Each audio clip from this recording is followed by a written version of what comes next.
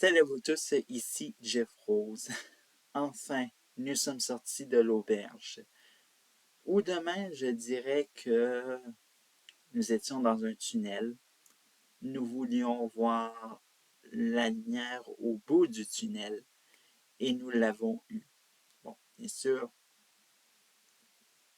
cette Storytime MTL sera consacrée soi-disant-le, aux tempêtes de neige de février 2025. Et bon, dites-vous qu'on a pas mal y goûté, particulièrement Montréal chaotique. Mais pourquoi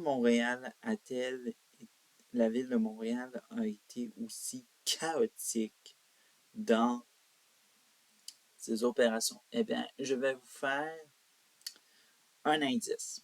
Au niveau de la mairesse de Montréal, Valérie Plante. Alors donc, petit indice, elle n'était pas à Montréal.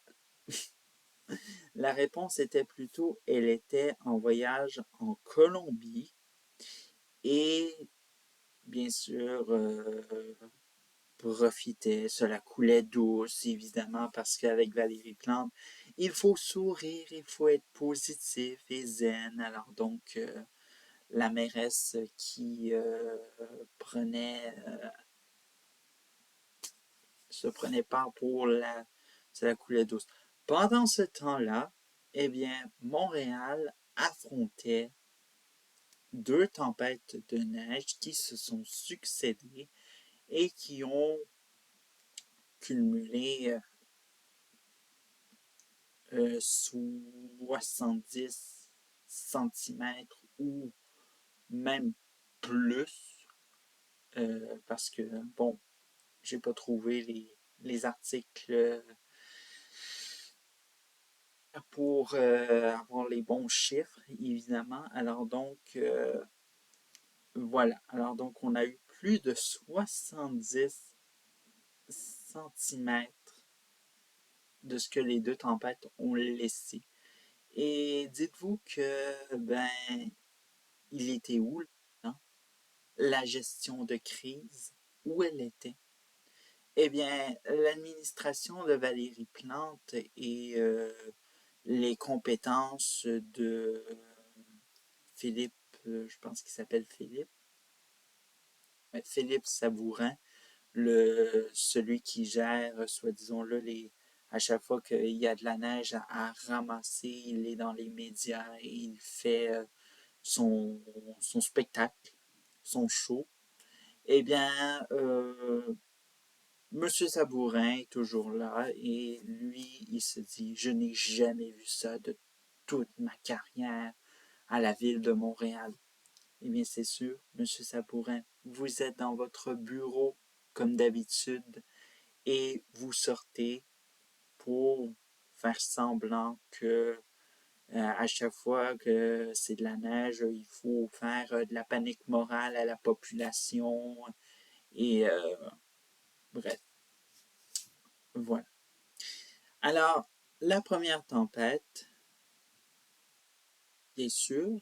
Alors donc, le plan était de déneiger tout ce qui était de mesures essentielles. Mais disons-le que ce plan-là a été voué à l'échec, car tout ce qui n'était pas essentiel à déneiger, évidemment, pour minimiser en vue de l'arrivée de la seconde tempête de neige, eh bien, ça a été voué à l'échec, car tout ce qui n'était pas essentiel, soit disons-le, eh bien, les Montréalais et les Montréalaises se sont retrouvés à se buter, soit disons-le, à des rues qui étaient parfois euh, assez enneigées pour ne pas avancer dans les rues avec les fameuses voitures. Bref. Alors donc, autre chose, évidemment, non seulement première, on pourrait dire, bon, plan stratégie voué à l'échec, eh bien, il y a le deuxième plan voué à l'échec et sur l'efficacité et la rapidité de ramasser toute cette neige incroyable, imaginez-vous. Pour quelqu'un qui vit à Montréal comme moi, c'était c'était quelque chose, évidemment. C'est impossible de circuler dans les rues, on ne sait pas quand notre, notre rue va être déneigée ou quoi que ce soit. Et la seule chose que l'administration, ou plutôt les autorités de la ville de Montréal ont décidé de faire, c'est de dire que on suspend la collecte du compost, du recyclage et des déménagers et tout va très bien. Mais aucun message sur une stratégie pour un déneigement efficace et rapide. Ce qui nous mène à nous dire que l'administration de Valérie Plante est face de nouvelles tuiles sur son bilan catastrophique à la ville de Montréal.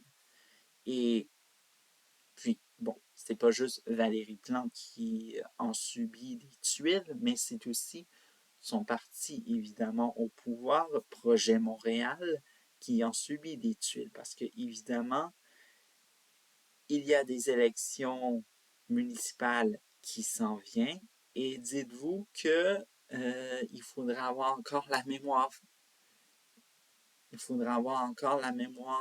avoir la mémoire fraîche pour se rappeler que Projet Montréal n'est pas efficace en cas de tempête de neige, surtout lorsqu'il y a deux tempêtes de neige qui se succèdent une après l'autre, eh bien, je sais pas où est la mairesse. On a juste quelqu'un qui fait de la gestion de déneigement qui ne fait que son show, Philippe Sabourin, qui mérite totalement d'être expulsé de la ville de Montréal, plutôt de tout ce qui est l'administration de la ville de Montréal. Et voilà.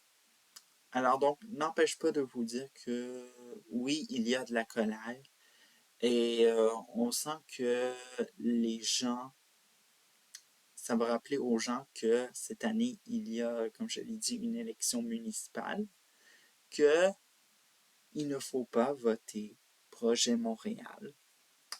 Et on sent qu'il y aura un défi lourd pour le successeur de Valérie Plante pour défendre ce qui s'est passé en février 2025 à la ville de Montréal. Alors donc, voilà. Ciao.